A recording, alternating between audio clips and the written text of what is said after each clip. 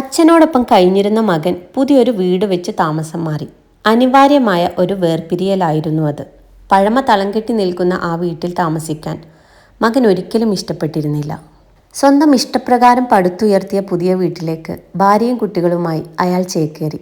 അച്ഛനോട് കൂടെ ചെല്ലാൻ മകൻ ആവുന്നത്ര നിർബന്ധിച്ചതാണ്. പക്ഷേ ആ വൃദ്ധൻ പോയില്ലെന്ന് മാത്രമല്ല, ഒറ്റയ്ക്കാണെങ്കിലും ആ പഴഞ്ചൻ വീട്ടിൽ കഴിഞ്ഞു കൊള്ളാമെന്ന് പാവം വാശി പിടിക്കുകയും ചെയ്തു. വേർപിരിഞ്ഞു പോയെങ്കിലും മകനെയും കുട്ടികളെയും കാണാതിരിക്കാൻ ആ വൃദ്ധന് കഴിഞ്ഞില്ല. അല്പം അകലെയുള്ള മകൻ്റെ വീട്ടിലേക്ക് എല്ലാ വൈകുന്നേരങ്ങളിലും അയാൾ യാത്ര തുടങ്ങി.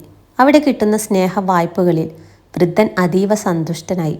കൂടെ വന്ന് തങ്ങളോടൊപ്പം താമസിക്കണമെന്ന് മകൻ്റെ ഭാര്യ എപ്പോഴും പരിഭവം പറഞ്ഞു. മകനും അക്കാര്യത്തിൽ നീരസം പ്രകടിപ്പിച്ചിരുന്നു. മകൻ്റെയും ഭാര്യയുടെയും കുഞ്ഞുങ്ങളുടെയും സ്നേഹപ്രകടനങ്ങൾ കഴിഞ്ഞ് ഒരു വൈകുന്നേരം ആ വൃദ്ധൻ അവരുടെ വീട്ടിൽ നിന്നും ഇറങ്ങി.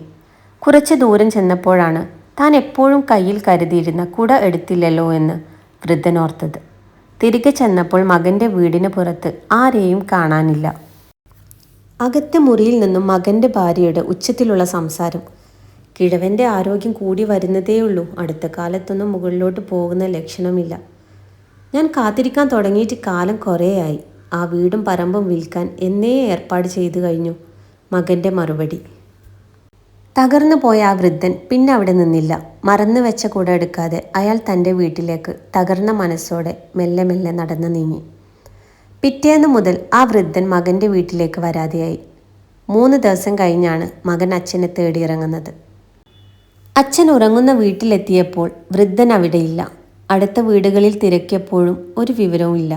ഏറെ നേരം അലഞ്ഞപ്പോൾ അച്ഛൻ കയ്യിൽ ഒരു സഞ്ചിയുമായി എങ്ങോട്ടോ പോകുന്നത് കണ്ടെന്ന് ആരോ പറഞ്ഞു. എവിടേക്ക് പോകുന്നു എന്ന് മാത്രം പറഞ്ഞില്ല.